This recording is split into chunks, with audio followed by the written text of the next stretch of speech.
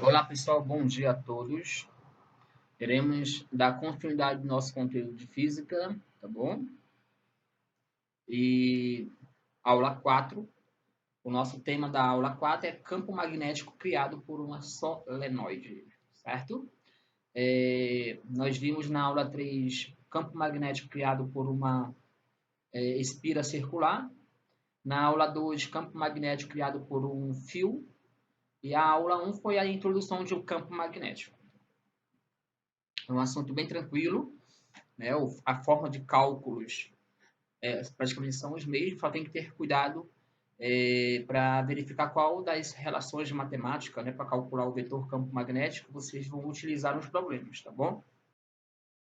Então, definição, né? O que é uma solenoide, né?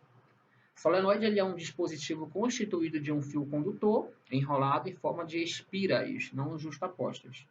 Recebe também o nome de bobina longa. Então, essa imagem, pessoal, né, de um fio condutor enrolado, ele é designado como solenoide, certo?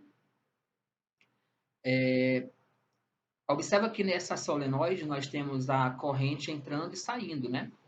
Também existe o polo sul e o polo norte de um solenoide, tá?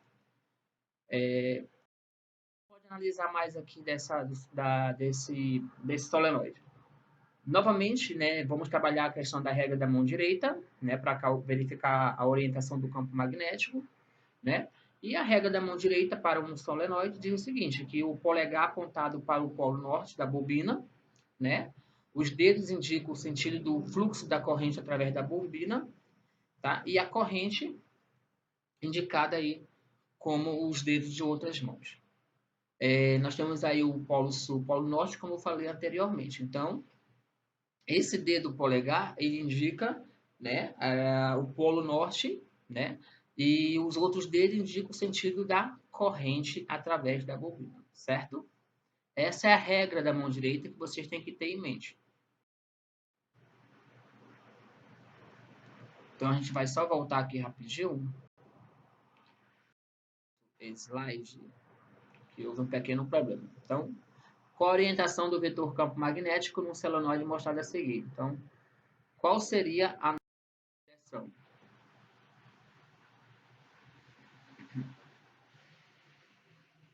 Perpendicular ao plano da figura e saindo desse plano? Perpendicular ao plano da figura e entrando nesse plano? Mesma direção e sentido da corrente elétrica? Horizontal e para a direita? Horizontal e para a esquerda? E aí? Qual é a nossa resposta? Letra E. Horizontal e para a esquerda. Ok? Essa será a característica da corrente elétrica nesse solenoide, certo? Eixo horizontal e para a esquerda, ok? Questão 2. Essa questão 2 é uma questão de cálculo. Um solenoide de 15.000 espiras tem 0,5 metros de comprimento e encontra-se no vácuo. Qual é o módulo do campo magnético no interior desse solenoide se ele for percorrido por uma corrente elétrica de intensidade 5 amperes? Considere μ igual a 4π vezes 10 a menos 7 Tesla metro por ampere e use o valor de π igual a 3,14. Então, primeira coisa, tirar os dados. O N, que é o número de espiras, é 15.000. O comprimento equivale a 0,5 metro e ele quer o B.